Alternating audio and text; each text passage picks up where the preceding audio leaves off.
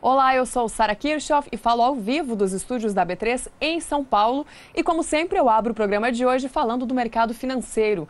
Nesta terça-feira, segundo dia da semana, o dólar deu seguimento ao movimento de alta frente ao real, assim como sobe também frente a diversas outras moedas de países emergentes em um movimento de recuperação, de correção técnica, depois de altas significativas recentes, agora registradas no início do ano. Na mínima do dia, o dólar comercial chegou aos R$ 3,15 e na máxima tocou os R$ 3,19. E por aqui ainda há muita cautela em relação à aprovação ou não da reforma da Previdência, que deve ser votada no mês de fevereiro, e isso tudo mexe diretamente com o mercado financeiro. Frente ao real, nesta terça-feira, a alta do dólar comercial é de quase 0,5%, 0,44% é a valorização da moeda norte-americana nesta terça-feira, que com isso termina o dia em R$ 3,18. Na mínima do dia, como eu falei, o dólar chegou a encostar os R$ 3,15, na máxima R$ 3,19 e fechou a sessão de hoje em R$ 3,18.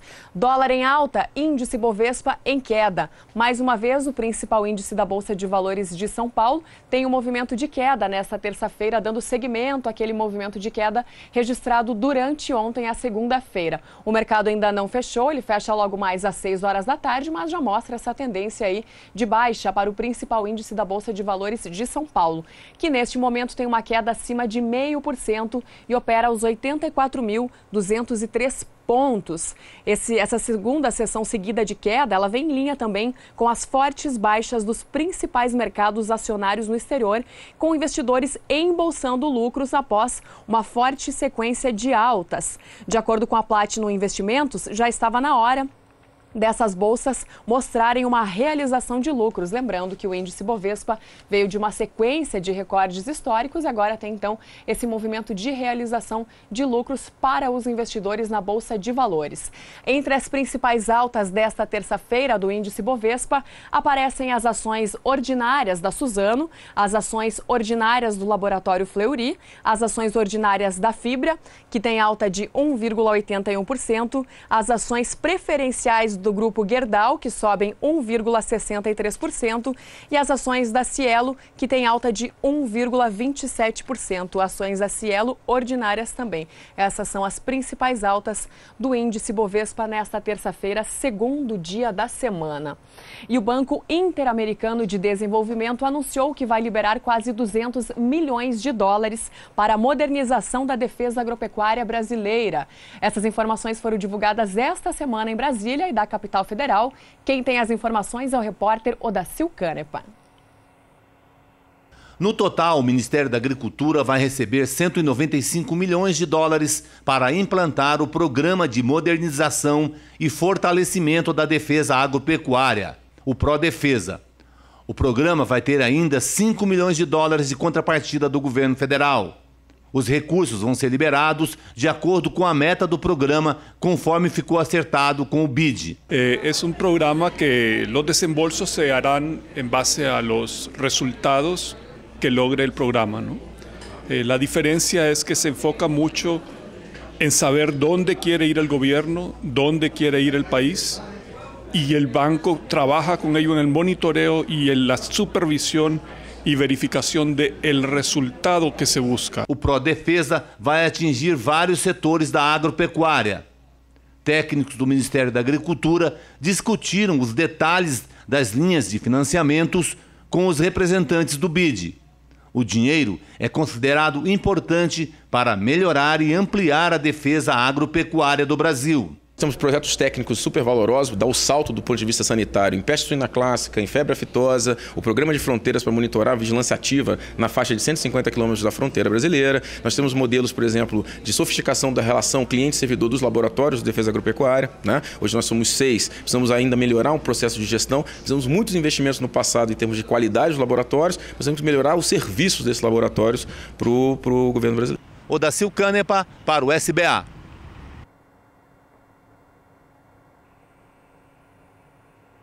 E o Banco do Brasil anunciou a liberação de 12 bilhões e meio de reais em pré-custeio para o financiamento da aquisição antecipada de insumos para a safra 2018-2019. O volume oferecido é levemente maior do que aquele disponibilizado em 2017, com taxas de juros menores.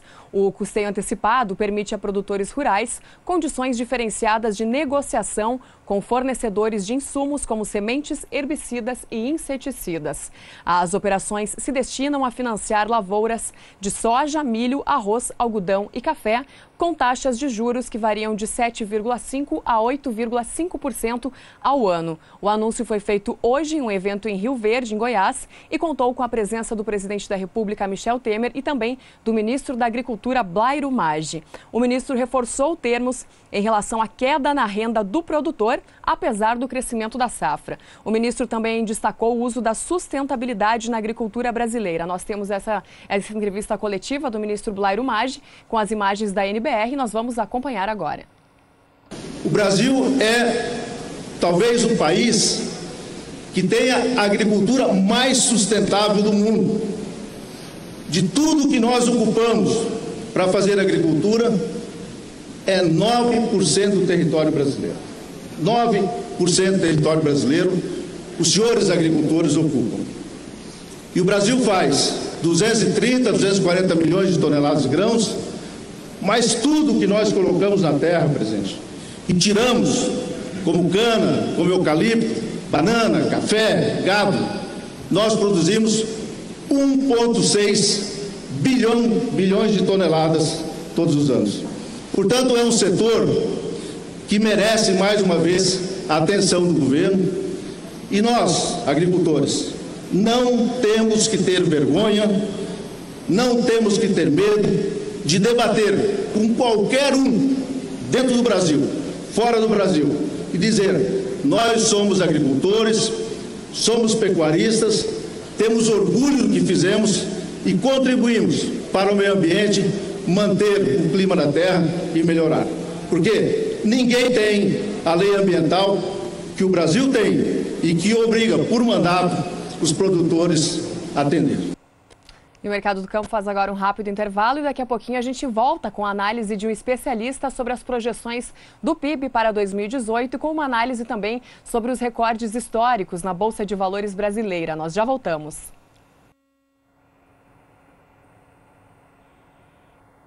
Estamos de volta falando ao vivo dos estúdios da B3 em São Paulo. E o Banco Central reduziu levemente a estimativa para o PIB, o Produto Interno Bruto, em 2018. Nós trouxemos esse dado ontem para o Mercado do Campo em uma reportagem de Odacil Canepa e nós fomos atrás de um especialista para analisar esse atual cenário da economia brasileira no mesmo momento em que a Bolsa de Valores vem batendo recordes históricos. Acompanhe a entrevista com Eduardo Velho, economista-chefe do Banco do Estado do Espírito Santo.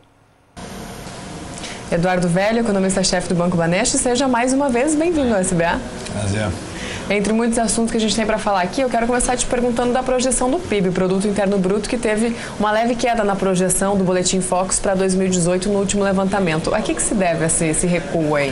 Olha, eu acho que essa projeção é meio pontual, né? Porque são uma média de mais de 100 instituições para as projeções, ou pelo menos que apontam projeções. Eu acho que é pontual. Os dados do quarto trimestre, na verdade, até provocaram uma revisão para cima da nossa estimativa de crescimento, de 3,3% para 3,64% em 2018. Queria lembrar que há meses de atrás tinham previsões de crescimento em 2017 de 0,2% a meio no máximo. Em 2017 vieram os dados do terceiro e quarto trimestre e fechamos aí praticamente, ainda vai ser divulgado, em torno de 1,1%, 1,2% o crescimento. O mercado veio revisando para cima quando foi chegando o próximo quarto trimestre. Eu acho que os dados de arrecadação estão mostrando que o crescimento está surpreendendo já no quarto trimestre de 2017, vai surpreender mais nos próximos trimestres. O governo deve contar com uma arrecadação até adicional esse ano em função dessa expansão econômica, que também indica que as empresas estão com maior faturamento, tendem a ter maiores lucros, por isso que a Bolsa também está subindo também de forma antecipada. Esse é outro assunto também que então eu acho que o efeito do crescimento ainda, eu acredito que essa pesquisa Focus deverá mostrar nas próximas semanas, nos próximos meses, uma revisão para cima de um crescimento superior a 3% em 2018. Você falou da Bolsa de Valores, né? A gente vem acompanhando recordes históricos seguidos, um depois do outro. Na última sexta-feira, a Bolsa passou pela primeira vez na história dos 85 mil pontos, né? Uma marca que ainda não havia sido alcançada. E muita gente também atribuiu a alta dela na última semana em função do julgamento do ex-presidente Lula em segunda instância. Por que essa notícia, essa condenação dele, especialmente por unanimidade, por que ela agrada tanto ao mercado? Qual é a interpretação do mercado em relação ao julgamento do ex-presidente Lula? Isso elimina, ou pelo menos reduz, a polarização entre dois candidatos extremos, entre o Lula e o Bolsonaro, que de certa forma não tinham, a princípio, uma agenda reformista, de continuidade de infraestruturais, de redução do custo do Brasil, mais pró-crescimento, uma agenda mais ligada a aumento de gastos, aumento do Estado na economia, aumento da dívida, então, ou seja, essa redução dessa polarização, ela tende a dar uma perspectiva para o mercado que deverá haver um crescimento, uma candidatura mais pró-crescimento, ou seja, uma agenda reformista. Então isso cria condições para que os juros caiam, continuem caindo, cria condições para a inflação ficar baixa esse ano e no ano que vem, cria perspectivas de aumento da arrecadação, de maior faturamento, então, ou seja, o mercado interpreta que isso deverá facilitar até a aprovação das reformas estruturais, não só nesse governo ainda, como no outro governo que chegará em 2019.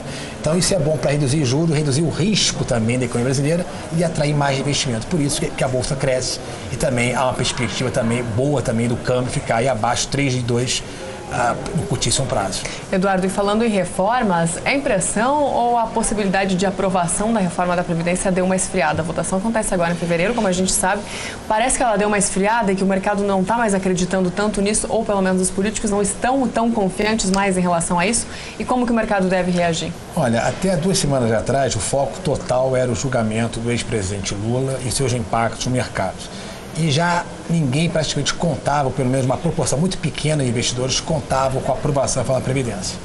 Caso ocorra a reforma da Previdência, caso aprove o aumento da idade mínima, pelo menos nessa reforma enxuta, com certeza o Ibovespa deverá já estar bem acima de 85 mil pontos, a minha avaliação. Ou seja, se não está sendo esperado isso, a reforma da Previdência, de certa maneira, tende a aprovação dela, aumentar a idade mínima, ou se dá uma perspectiva que ao longo do tempo ocorra uma redução dos gastos da Previdência e da despesa obrigatória e cria a redução da dívida pública, com certeza a Bolsa tende a subir, antecipar esse movimento e facilita também que o dólar também fique também, podendo até romper a curva o nível de R$3 para baixo, momentaneamente. Que a gente não vê desde quando esse nível mesmo?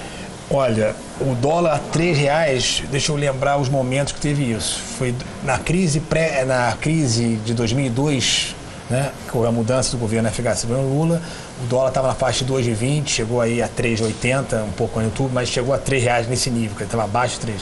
Então, quer dizer, é um nível de dólar que há 10 anos que a gente não está vendo aí uma situação de forma mais previsível do câmbio também, que de certa forma facilita também a atração de investimentos. Quer dizer, o problema não é se o câmbio está subindo ou está caindo. A questão é a seguinte: qual é a previsão do câmbio, ou seja, qual é a previsibilidade, a sustentabilidade de um juro baixo, de uma inflação baixa, de um câmbio estável.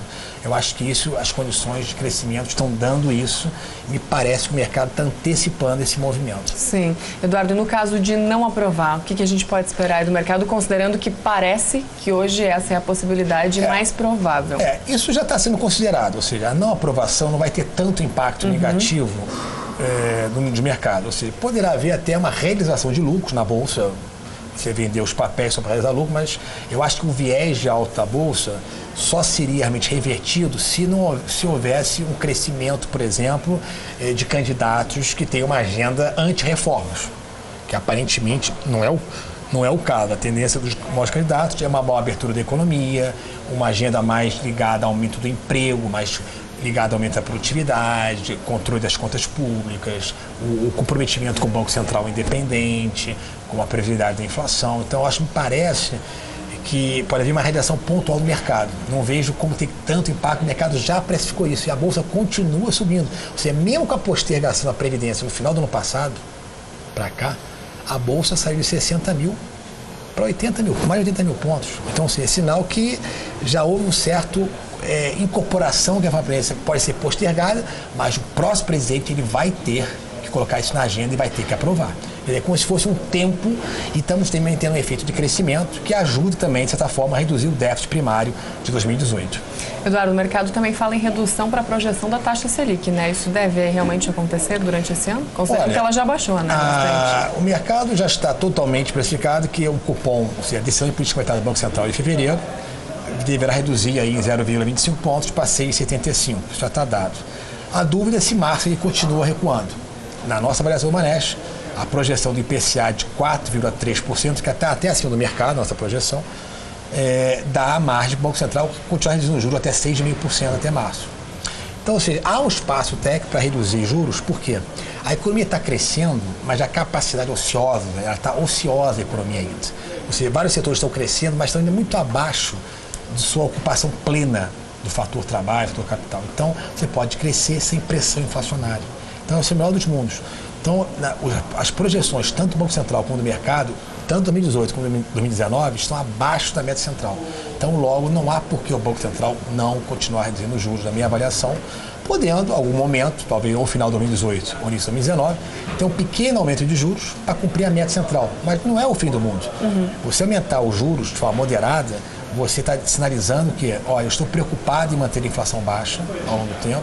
Isso facilita o quê?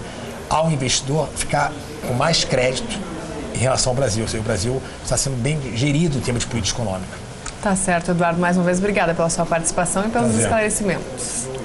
Obrigada. Então, esse foi Eduardo Velho, economista-chefe do Banco Banestes, e nós voltamos ao programa.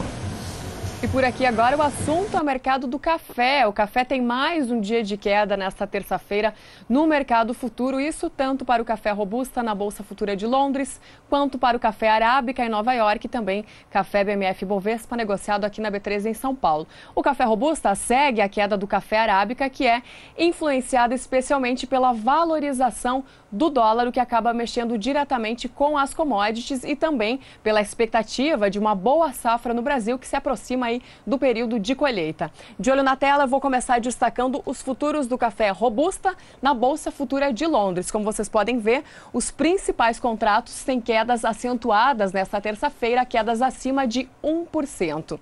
De olho na tela, então, contratos com entrega em janeiro em queda de quase 1,5% nesta terça-feira, passando para o valor de $1.728 a tonelada do café robusta, contrato de janeiro na Bolsa Futura de Londres. Contratos com entrega em março têm queda acima de 1,5%, por $1.728 a tonelada, enquanto os contratos com entrega em maio têm queda de 1,32%, por $1.717 a tonelada, e contratos com entrega em julho têm queda de 1,12%, por $1.755 a tonelada. Quedas significativas para o café robusta na Bolsa Futura de Londres e quedas ainda mais significativas para o café arábica em Nova York. De olho na tela mais uma vez, contratos com entrega em março têm queda acima dos 2% na sessão desta terça-feira e com isso aparecem por $1,22 por libra-peso nos últimos negócios. Os contratos com entrega em maio também têm uma queda bem acentuada, uma queda de 2% e aparecem por $1,24 por libra-peso nos últimos negócios. Contratos com entrega em julho, $1,27 por libra-peso e contratos com entrega em setembro, mês referência no mercado do café, $1,29 por libra-peso, contrato com valor mais alto nos vencimentos destacados na Bolsa de Nova York de hoje. Café BMF Bovespa acompanha esse movimento de queda e também tem perdas bem acentuadas que passam de 2% para cada um dos principais vencimentos mais próximos.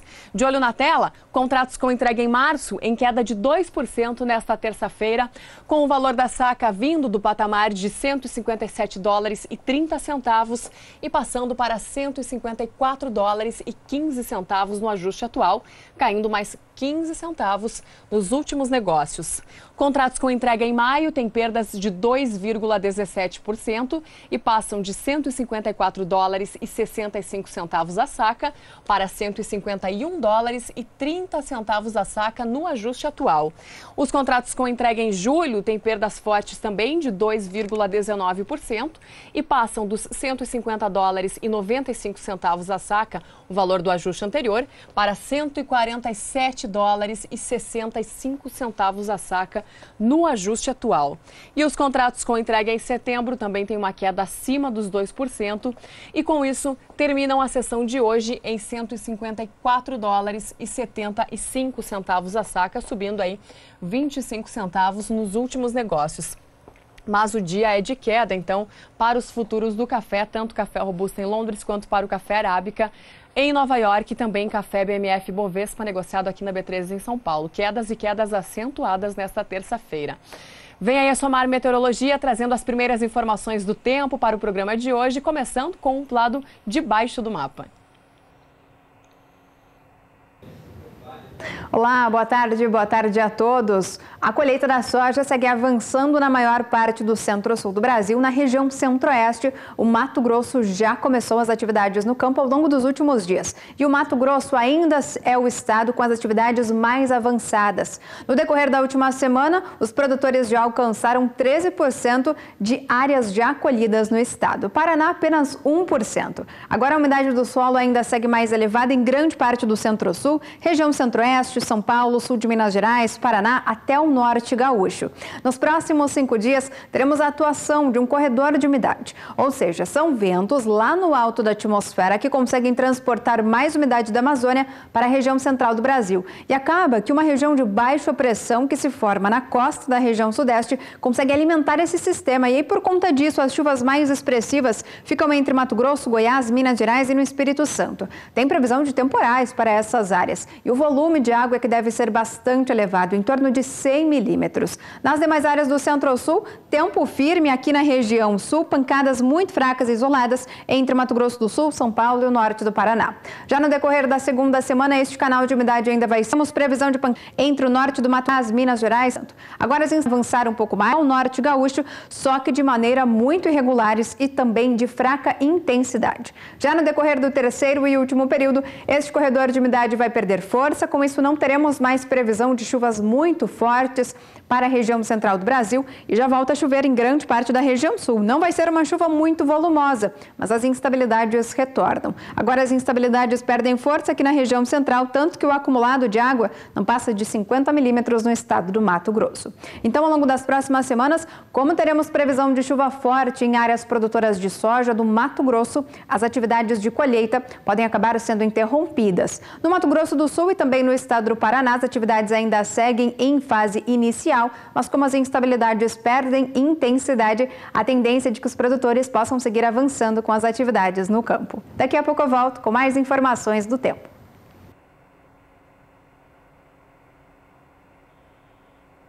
Combinado, Juliana Rezende. E além dos avanços das atividades no campo, lá no Centro-Oeste, o que também está avançando na região é a produção de etanol de milho. Mais detalhes daqui a pouquinho, depois do intervalo. Nós já voltamos. Estamos de volta falando ao vivo dos estúdios da B3 em São Paulo. Agora 6 horas e 6 minutos, horário de Brasília. E a produção de etanol de milho vem avançando no centro-oeste brasileiro. A reportagem do jornal Valor Econômico desta terça-feira mostra que a região encontrou um caminho para verticalizar parte de sua crescente produção de milho, que em sua maior parte hoje vai para exportação. Com isso, agricultores e usinas de cana-de-açúcar e também investidores estrangeiros estão tirando do papel projetos de usinas de biocombustível à base do cereal e que deverão acrescentar mais de 1 bilhão de litros de capacidade até 2019. O volume é equivalente a quase um mês de consumo de etanol hidratado, aquele usado diretamente nos tanques dos veículos. De acordo com a reportagem, ao menos 6 usinas do gênero deverão ser construídas ou ampliadas este ano, com investimentos a partir de 2 bilhões de reais. A capacidade, quando a operação estiver em pleno vapor, deverá superar 3 milhões de toneladas de milho por ano, o que corresponde a 6% da safra do Centro-Oeste. Esse movimento é impulsionado principalmente pela abundância do milho, pela queda dos juros e também pelas boas perspectivas para o consumo de etanol no Brasil. E falando em etanol, não o de milho, mas aquele à base de cana-de-açúcar, os preços do etanol hidratado hidratado no levantamento diário do CPEA, o Centro de Estudos Avançados em Economia Aplicada, começaram a cair na última semana. Depois de ter fortes altas no fim do ano passado e também no início deste ano, a última semana foi de queda para o preço do etanol hidratado diário no levantamento do CPEA. No dia 22 de janeiro, o valor do metro cúbico no estado de São Paulo, usando como referência o posto Paulínia, aparecia por R$ 1.910 e a partir disso começou a cair. Ontem, no último levantamento do CPEA, o produto teve uma leve alta de 0,03% e passou para R$ 1.898,50 o metro cúbico. E no acumulado do mês, a alta é de 3,18%. Mas, como a gente pode ver, na última semana, nos últimos dias, em exceção a ontem, que teve essa leve alta, o produto vem caindo no mercado brasileiro no indicador CPEA. Já o valor do açúcar cristal é o mais baixo das duas últimas entre safras. Olha só, o açúcar cristal, que no dia 23 de janeiro aparecia por R$ 57,76, desde então começou a cair e no último levantamento do CPEA aparece por R$ 55,25. A saca de 50 quilos de açúcar cristal em Santos, como eu falei, é o valor mais baixo das duas entre safras. Isso acontece por causa da oferta do produto. Em janeiro do ano passado, a média para a saca de 50 quilos era de R$ 87,27, chegando a R$ 88. Só que a liquidez e o volume negociado, no caso, isso aumentou. Os preços caíram, mas a liquidez vem aumentando de acordo com os pesquisadores do CPEA. E para saber como é que fica o tempo nos próximos dias no centro-norte do país, vem aí mais uma vez Juliana Rezende com informações da Somar Meteorologia. Os produtores de algodão do oeste da Bahia seguem beneficiados. Isso porque a umidade do solo ainda segue em índices satisfatórios agora para o início do desenvolvimento das lavouras. Dessa vez, a umidade ainda segue em torno de 50% aqui na faixa oeste da Bahia. No interior do Nordeste, a umidade segue declinando por conta do tempo mais seco. Agora, aqui na região norte, a umidade do solo segue aumentando devido às instabilidades tropicais que vêm sendo de maneira mais frequentes e também com mais potencial para seguir mantendo o solo mais úmido. Nos próximos 5 dias, um corredor de umidade vai passar a atuar aqui na região central do Brasil, vai conseguir avançar pelo interior do Nordeste. Então, teremos previsão de chuva forte em grande parte da região norte. Aqui na faixa oeste da região nordeste também volta a chover com forte intensidade, mas onde a chuva ganha mais intensidade mesmo é no sul do estado baiano.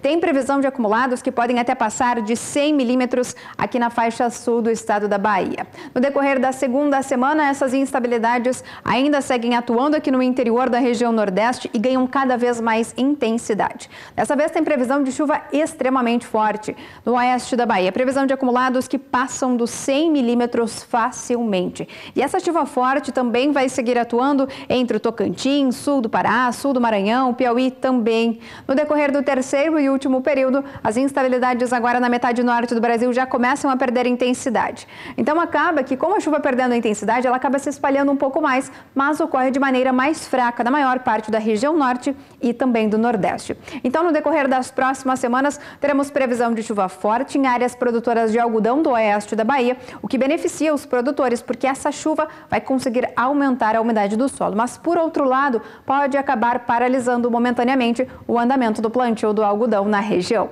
Hoje eu encerro por aqui a minha participação. Até mais!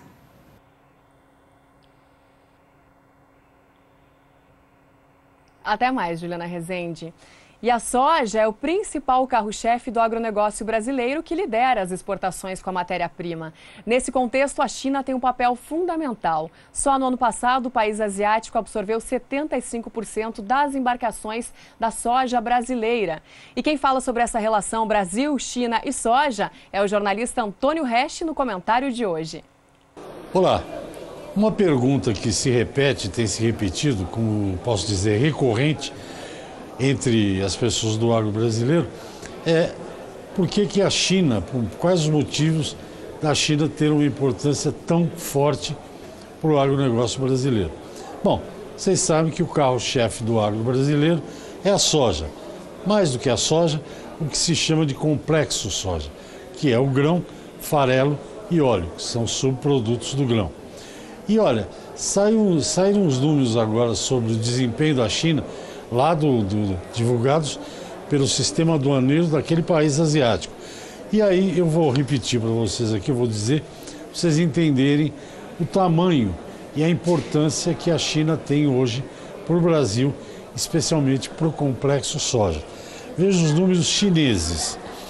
Bem, em 2017, a China comprou praticamente 51 milhões de toneladas da oleaginosa do Brasil. 33,3% a mais do que no ano anterior. E esse volume representou, para as exportações totais daquele país, 56,3%. Ou seja, quase 60% de toda a soja que atingiu, acho que mais de 90 milhões de toneladas, as importações chinesas, 60%, quase 60%, saíram dos portos brasileiros. Daí vocês verem a importância desse país para o setor do complexo no Brasil. Isso tem risco? Tem, é claro que tem. Tem o risco de a China acontecer algum problema lá. Mas de uma maneira geral, os chineses estão ganhando mais, comendo mais e melhor e comendo proteína animal. E para produzir proteína animal, frango, suíno e que seja carne de boi, é necessário muito farelo de soja. Os chineses, então, têm uma avidez e aparentemente continuarão comprando muita soja, não apenas do Brasil, mas principalmente do Brasil. Até o próximo boletim.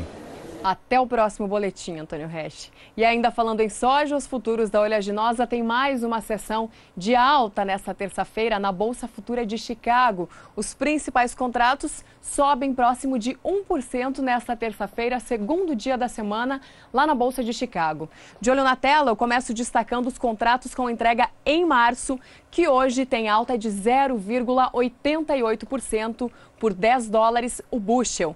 Contratos com entrega em maio em alta de 0,84% por $10,11 o bushel e contratos com entrega em julho em alta de 0,83% por $10,21 o bushel nos últimos negócios. A soja que vem impulsionada especialmente pelas preocupações com o clima na América do Sul e aí especificamente com o clima seco na Argentina. Soja BMF Bovespa negociada na B3 em São Paulo também tem altas importantes nesta terça-feira. Os contratos com entrega em março avançam 0,82%, enquanto os contratos com entrega em maio têm alta de 0,81% e os contratos com entrega em julho avançam próximo de 1%, 0,94% é a alta para o vencimento de julho, que no ajuste anterior aparecia com o valor de $22,32 a saca e nos últimos negócios vem $22,53 a saca. O que também sobe nesta terça-feira são os futuros do milho lá na Bolsa de Chicago. Também há preocupações com o clima, mas o milho ele vem favorecido por causa da oferta e demanda nos Estados Unidos, que está impulsionando a alta nas cotações. Os contratos com entrega em março têm uma valorização de 0,76% nesta terça-feira e, com isso, encerram a sessão de hoje na Bolsa de Chicago por $3,61 o bushel. Contratos com entrega em maio em alta de 0,74% por $3,69 o bushel. Contratos com entrega em julho em alta de 0,66% por $3,77 o bushel. E contratos com entrega em setembro, o anterior era de julho, esse é de setembro, em alta também acima de 0,5% por $3,84 o bushel. Todos os principais contratos de milho e soja hoje em Chicago têm alta. Já o milho BMF Bovespa, negociado aqui na B3 em São Paulo, tem um comportamento diferente e opera em queda nesta terça-feira. De olho na tela mais uma vez, eu começo destacando os contratos com entrega em março, que tem perdas acima de 0,5% na sessão de hoje e passam de R$ 33,20 a saca para simplesmente R$ 33,00 no ajuste atual, com uma alta de 4 centavos nos últimos negócios. Esse foi o contrato mais negociado hoje aqui na B3 para o mercado do milho. Contratos com entrega em maio em queda de 0,64%, de R$ 32,99 a saca para R$ 32,78 a saca no ajuste atual e subindo 2 centavos nos últimos negócios. E os contratos com entrega em setembro também têm uma queda acima de 0,5% e passam de R$ 32,11 centavos, que é o valor do fechamento anterior, para R$ 31,90 no ajuste atual e permanece assim também nos últimos negócios. Milho sobe em Chicago, mas milho BMF Bovespa cai aqui na Bolsa de Valores de São Paulo.